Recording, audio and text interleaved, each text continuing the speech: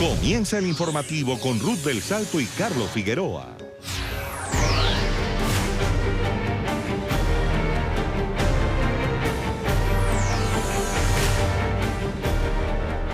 Medidas desesperadas. Casi 2 meses después de abandonar sus hogares, decenas de migrantes centroamericanos han intentado en las últimas horas cruzar la frontera entre México y Estados Unidos de manera ilegal. Varios de ellos saltaron partes de la valla para ingresar a la Unión Americana con esa esperanza de entregarse a la patrulla fronteriza y poder pedir asilo político. Están cansados, dicen, de esperar en los refugios temporales dispuestos por las autoridades en Tijuana, México. Desesperación o medida de presión. Esta es ahora la forma en la que los migrantes centroamericanos buscan el llamado sueño americano. Desde el sábado, los miembros de la caravana migrante, segmentados en pequeños grupos, decidieron saltar de manera ilegal el muro que separa México de Estados Unidos. Aseguran, están cansados del hacinamiento y de las demoras en los procesos para solicitar el asilo. Uno dice, pues aquí los hemos detenido. Hay gente que dice que aquí se va a quedar, hay gente que puede pagar un coyote, pero yo no tengo eso, no tengo ese dinero, porque en realidad si yo lo tuviera quizás ya no estuviera aquí, porque cada día que pasa para mí es un año. Aquí, como en el recorrido que hicieron durante mes y medio, no importan los riesgos. ¡Empújeme, Giovanni! No, es que cómo la voy a empujar para que se quede ahí trabada.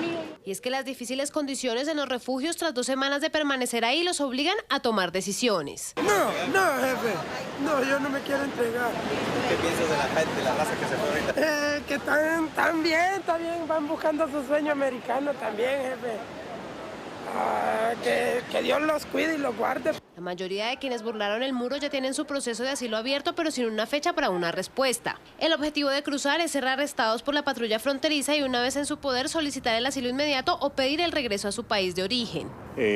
Van a ser procesados poco a poco, eventualmente serán turnados a las autoridades competentes como ICE y ERO, que son los que van a hacer la decisión de la custodia de estas personas. Y es que la nueva etapa de incertidumbre empezó cuando el albergue Benito Juárez fue cerrado y los caminantes trasladados al refugio El Barretal. Entre los migrantes corrió el rumor de que serían detenidos por autoridades migratorias y los deportarían. Según la Secretaría de Desarrollo Social de Tijuana, de los 6.000 centroamericanos que ven en el antiguo refugio, solo 2.000 se establecieron en el nuevo albergue. Algunos se dispersaron por la ciudad y otros emprendieron el viaje a otras ciudades de México. Pero sí he tenido amigos que he hecho aquí, que sí han viajado a otros estados donde ellos van a tratar de cruzar, pensando que tal vez allá haya más facilidad de pasar, menos control y que el que hay actualmente aquí en este lado norte de Tijuana. La caravana migrante se desintegra de a poco. La medida de presión al gobierno de Donald Trump tampoco dio resultado. La Oficina de Control y Verificación del Instituto Nacional de Migración registró solo este fin de semana 600 retornos asistidos, 453 fueron de manera voluntaria y el resto de centroamericanos puestos a disposición de las autoridades tras cometer faltas administrativas o delitos menores. En otras noticias, el presidente de México, Andrés Manuel López Obrador, envía este martes al Senado su proyecto para suprimir el fuero presidencial y reformar la Constitución. El dirigente de izquierda, quien asumió la presidencia el pasado sábado, ha recordado que desde 1917 el jefe de Estado mexicano solo puede ser juzgado por el delito de traición a la patria. Lamentó que no se pueda ser juzgado por hechos de corrupción, por ejemplo. Asimismo, se mostró confiado en que van a aprobar la iniciativa los legisladores del Senado y la Cámara de Diputados, donde tiene la mayoría su partido, el Movimiento Regeneración Nacional Morena.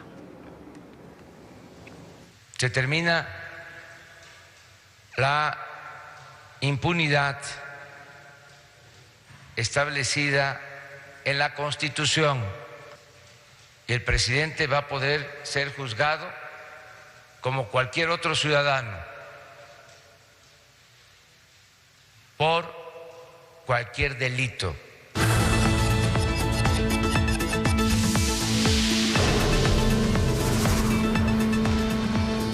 La Oficina de Naciones Unidas para la Coordinación de Asuntos Humanitarios incluyó el caso de Venezuela en su nuevo plan de acción anual. La entidad va a buscar más apoyo económico a esos países que están recibiendo el mayor flujo de refugiados y migrantes de esa nación. Y ha señalado que más de 700 millones de dólares serían necesarios para atender esta crisis, según la ONU. El reporte enseguida con Alejandro Rincón desde Nueva York. Alejandro, una buena tarde.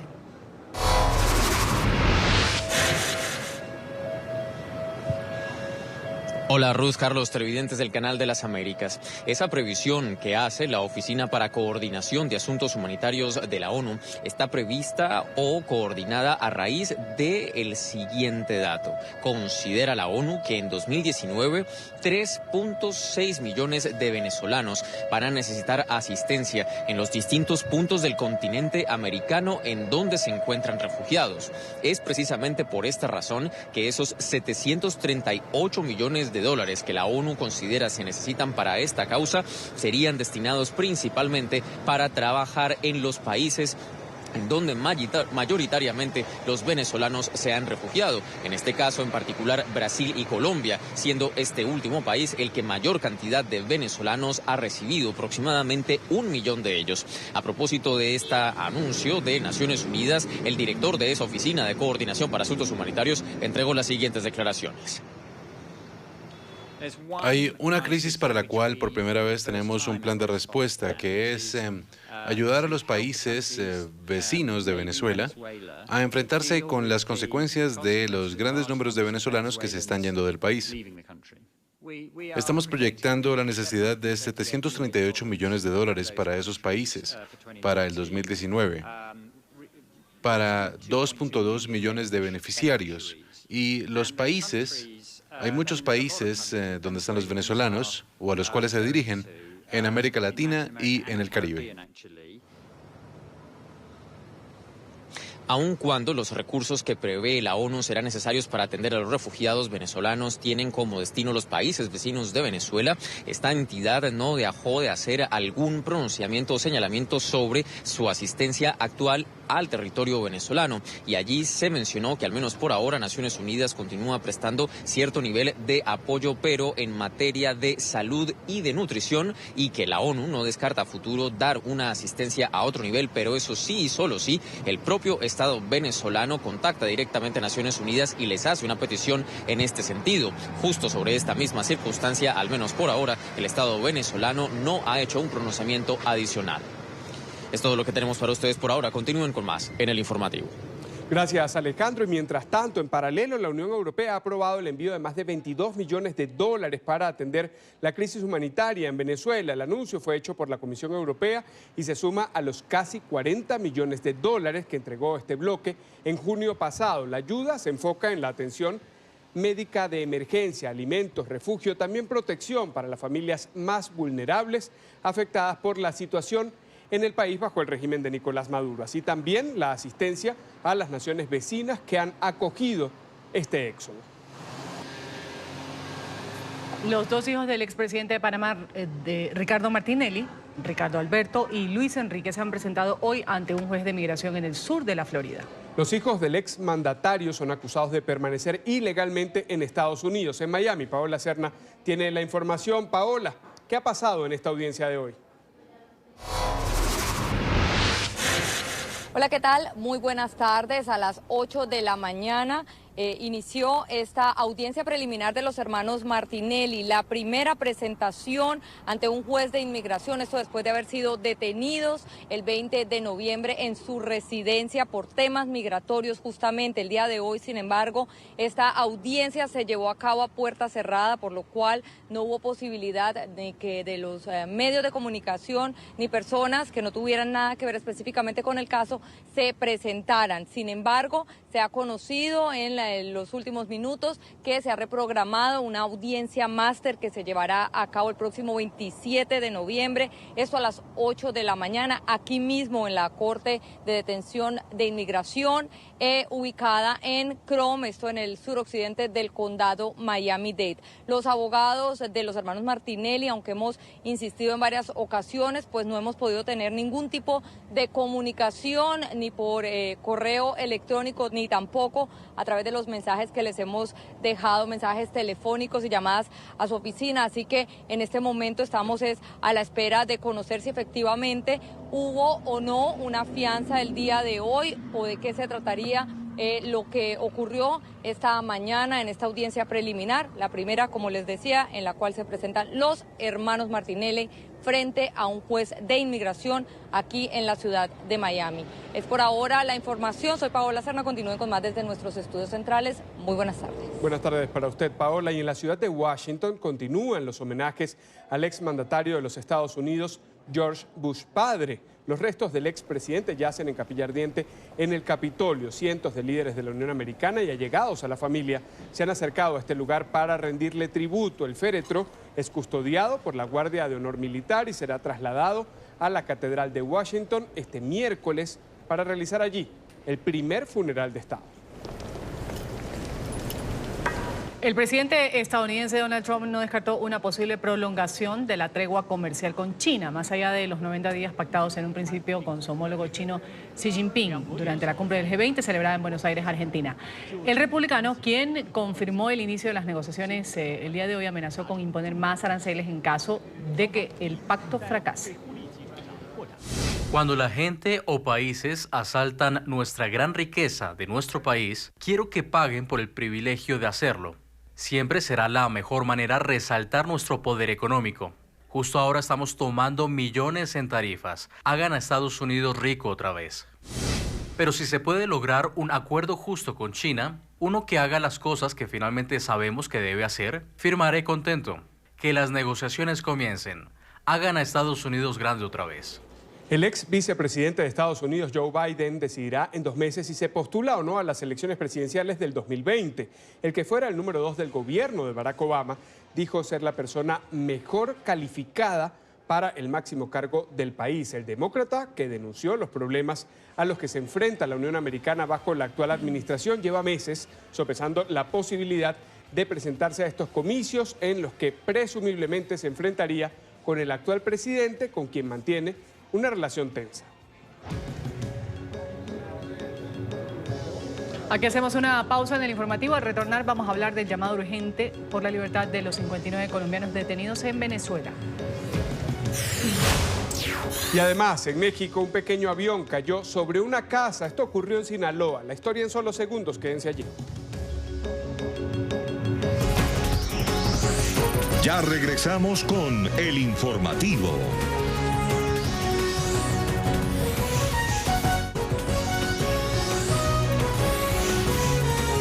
Continuamos con el informativo.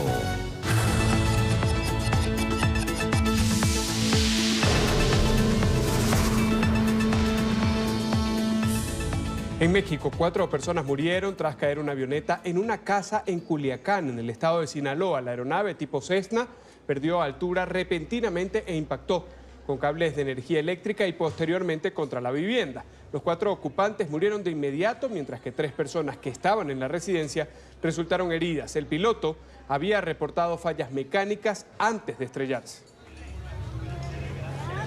Un llamado urgente por la libertad de los 59 colombianos detenidos en Venezuela. Amnistía Internacional ha pedido mediante un comunicado al Tribunal Supremo de Justicia, al ministro del Interior y Justicia y a la Fiscalía venezolana ordenar la liberación de los hombres y hacer cumplir el pedido emitido por el Tribunal de Control en noviembre del 2017.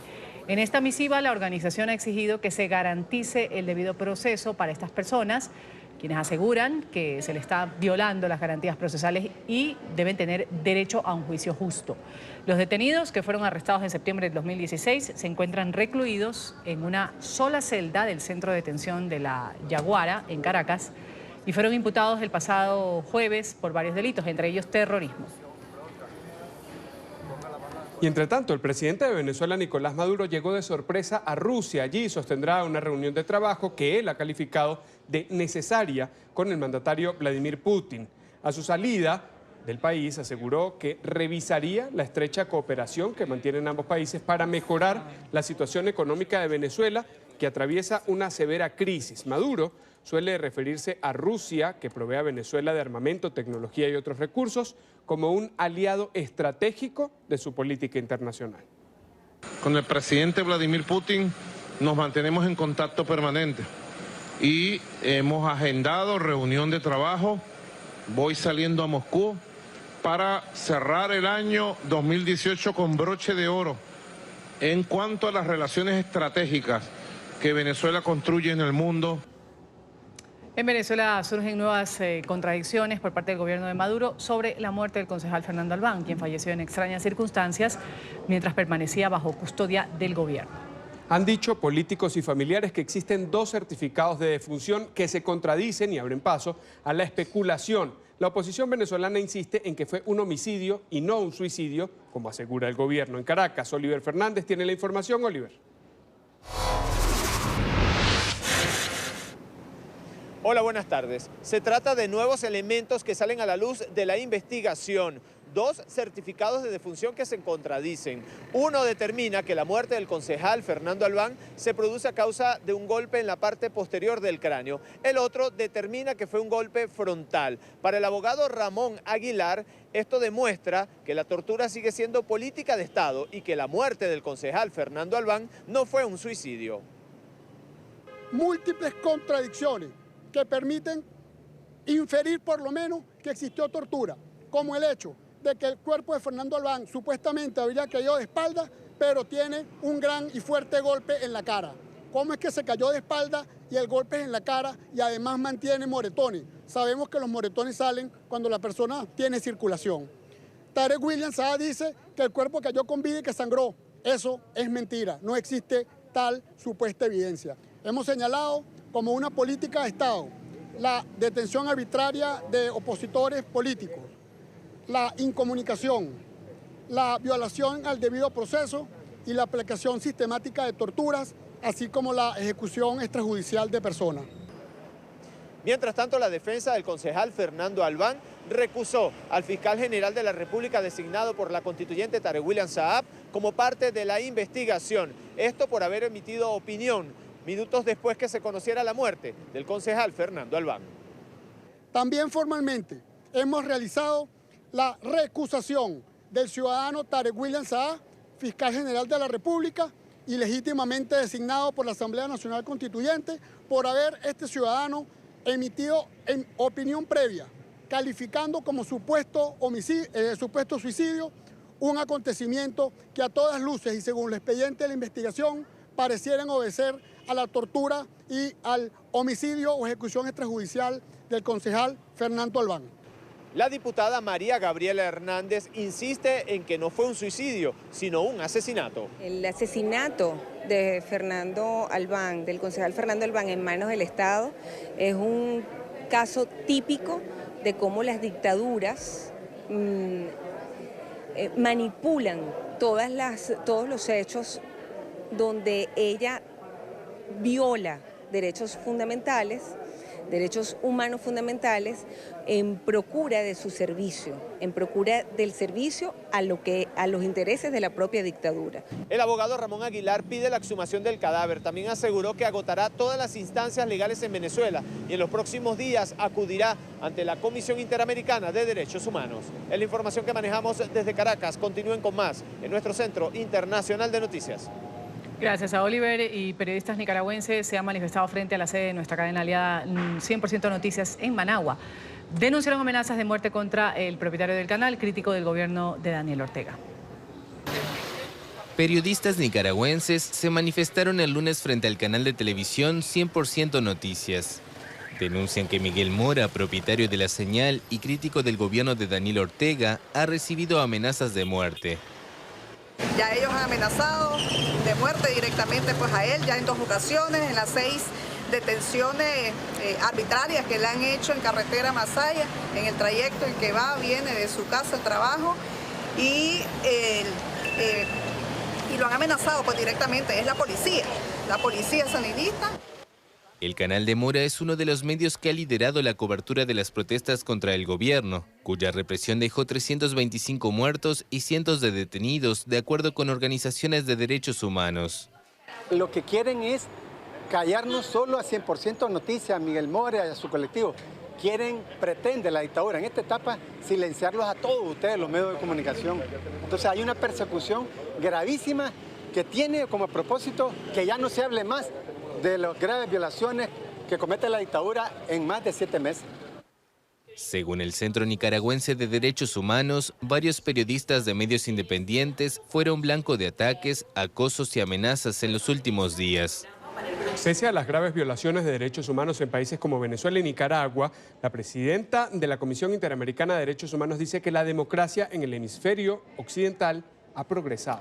Estas declaraciones ocurren en una reunión extraordinaria para conmemorar los 70 años de la Declaración Americana de los Derechos y Deberes del Hombre y la Declaración Universal de los Derechos Humanos. Emiliana Molina tiene el reporte. Adelante, Emiliana. Así es, hola, ¿qué tal? Muy buenas tardes. Bueno, y en el marco de esta celebración, el secretario de Estado de Estados Unidos, Mike Pompeo, ha cargado contra las organizaciones internacionales y regionales, entre estas la Organización de Estados Americanos, asegurando que la administración del presidente estadounidense Donald Trump está a favor de reformarlas o eliminarlas, si no contribuyen a avanzar los intereses nacionales en el orden mundial y liberal. Esto en un viaje que se destaca en Bruselas actualmente. Mientras tanto, en el marco de esta celebración también fue notoria la ausencia del secretario general de la OEA, Luis Almagro, quien está actualmente en Canadá, precisamente abogando por los derechos de los venezolanos. Pero a pesar de los crímenes de lesa humanidad que se han cometido en ciertos países en el hemisferio occidental, también los presos políticos, la represión y la crisis económica, algunos expertos aseguran que hemos visto épocas peores. Bueno, el viernes estamos celebrando una audiencia sobre Cuba aquí en la OEA. El jueves por la noche vamos a tener un grupo de invitados. En enero vamos a esperar celebrar una audiencia sobre la violación de derechos humanos en Venezuela. Y como vieron, hace 2 semanas los Estados Unidos sacó sanciones individuales contra 2 nicaragüenses. Nosotros no somos miembros, pero hay grupos de personas que los derechos humanos fueron violados y van a hablar sobre ese tema el viernes.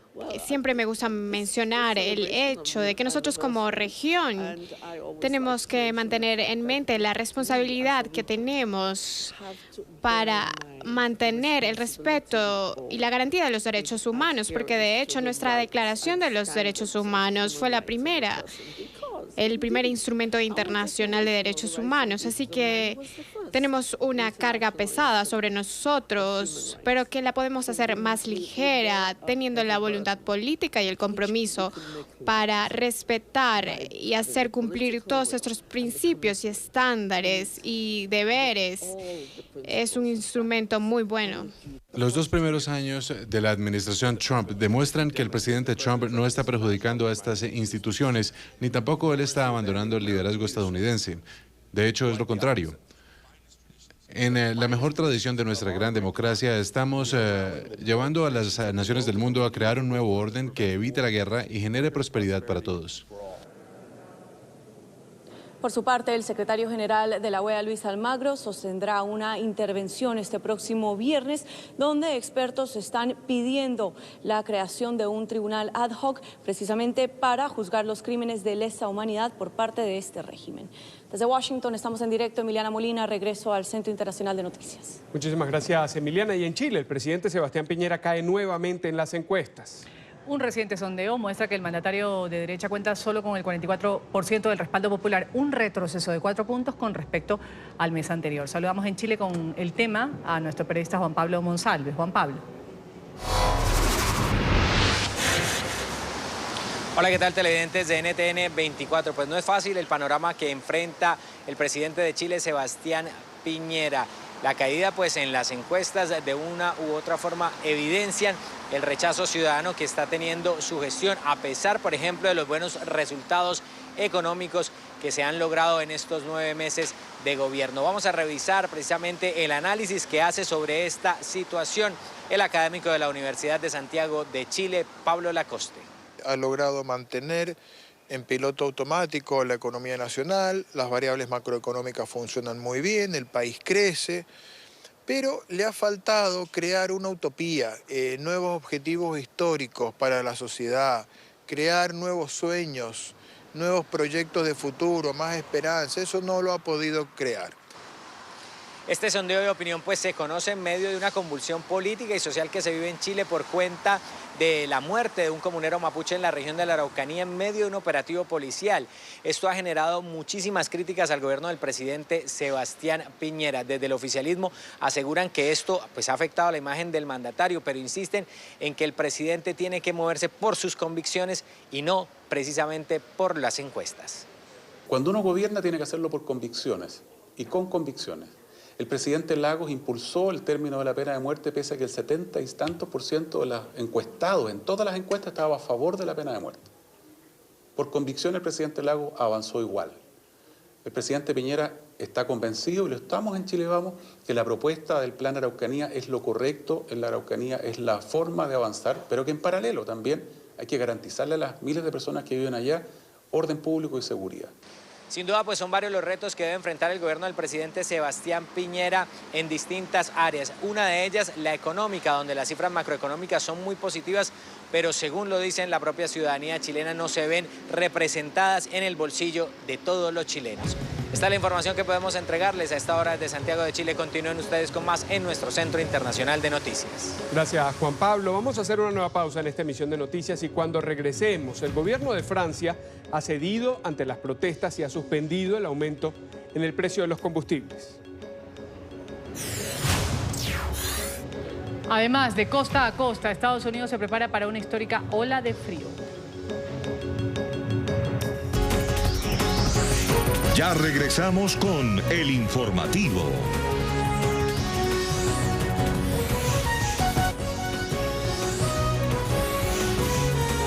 Continuamos con el informativo.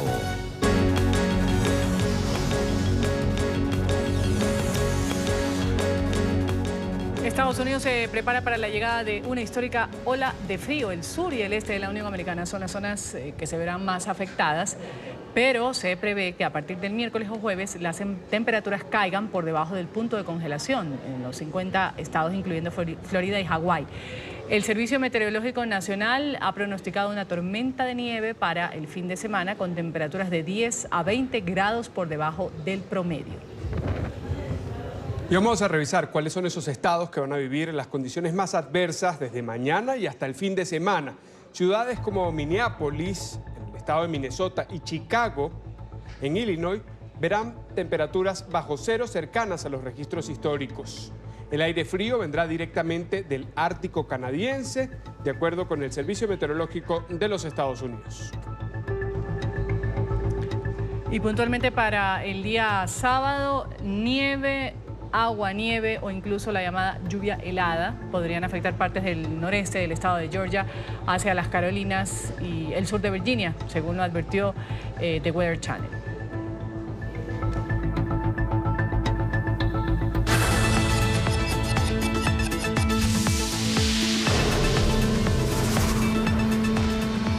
En Francia, el gobierno de Emmanuel Macron dio su brazo a torcer en lo que se considera una victoria para el movimiento ciudadanos conocidos como los chalecos amarillos. Ante las imparables protestas y una preocupante ola de violencia que ha sacudido al país, el primer ministro francés ha anunciado el congelamiento del aumento al precio de los combustibles, una medida que muchos no consideran suficiente para apaciguar la cólera de la ciudadanía. Suspendo, por una duración de 6 meses, estas medidas fiscales. El pueblo unido no pudo ser vencido. En lo que representa un giro de 180 grados, el gobierno de Emmanuel Macron decidió congelar los precios del gas, la electricidad y de los carburantes. Se trata de una medida de choque para tratar de calmar los ánimos que desde hace semanas vienen generando cada vez más caos y violencia en las calles de Francia. Esta cólera viene de lejos. Incubó durante mucho tiempo. Muchas veces se quedó muda por pudor o por orgullo. Hoy se expresa con fuerza y de manera colectiva. Esta cólera habría que ser sordo o ciego para no verla, ni escucharla.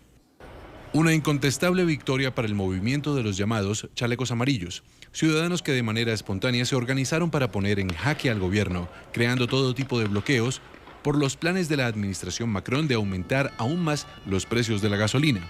Tras un fin de semana de protestas, este es el escenario en París. Las autoridades se dedican ahora a las labores de limpieza. Hay vitrinas rotas, automóviles hechos cenizas e incontables grafitis que colman las calles de la ciudad luz. Y los bloqueos continúan. Los chalecos amarillos crearon nuevos focos de protesta en la autopista que une a París con la capital belga, Bruselas. Creen que los pasos adoptados por el Ejecutivo no son suficientes. No creo que sea suficiente. Estamos en un movimiento que es excepcional. Hay muchas reivindicaciones, están los jubilados, los jóvenes, los obreros. Todo el mundo quiere un aumento del poder adquisitivo. Creo que no es suficiente y el gobierno debe retroceder y proponer cosas nuevas. Y el descontento va más allá. Otra propuesta del gobierno de aumentar las tarifas de inscripción, particularmente para los estudiantes extranjeros, llevó al bloqueo de la Sorbona en París. Somos solidarios con los chalecos amarillos porque nos reconocemos en su combate que expresa un cansancio general y por la reforma que fue aprobada. Nosotros creamos este bloqueo. Videos de una escuela en llamas cerca de la ciudad de Toulouse fueron encontrados en redes sociales. Los menores de edad también se han unido poco a poco al movimiento de protesta. Aunque el gobierno ha hecho un llamado a la calma y pide el cese de la violencia, lo cierto es que en Francia las protestas se mantendrán en un pulso que la sociedad no está dispuesta a perder. En España continúan las reacciones al triunfo del partido ultraderechista Vox en las elecciones de la región española de Andalucía. En ellas logró 12 diputados y tuvo una fuerte caída el Partido Socialista. Hoy miles de personas han protestado en varias ciudades contra el auge de la extrema derecha. Marcelo Moncayo de España tiene el reporte. Adelante, Marcelo. Hola, ¿qué tal? Un saludo para todos ustedes desde Madrid, amigos televidentes. Luego de conocerse los malos resultados obtenidos por el Partido Socialista en las elecciones autonómicas de Andalucía, los partidos de oposición como son el Popular y Ciudadanos consideran que esto demuestra que el presidente del gobierno, Pedro Sánchez, debe renunciar y convocar nuevas elecciones generales. En Andalucía, en España, simpatizantes de los partidos de izquierda protestaron contra la incursión del partido político Vox, calificado por algunos sectores como de extrema derecha. Los votos obtenidos luego de las elecciones autonómicas de Andalucía les permiten llegar por primera vez a un parlamento con 12 diputados, ayudando así a que los grupos de derecha andaluces sumen más votos que los de izquierda, poniendo en peligro la hegemonía del Partido Socialista luego de 36 años de gobierno en esa región española.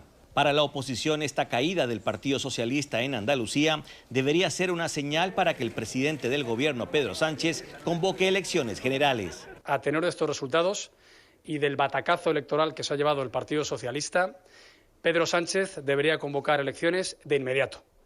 Yo creo que su aventura después de la moción de censura, patrocinada por los enemigos de España, por los podemitas, por los independentistas y por los batasunos, ha concluido. Pero la derrota del Partido Socialista Obrero Español en Andalucía es la derrota del sanchismo y es la derrota de Pedro Sánchez.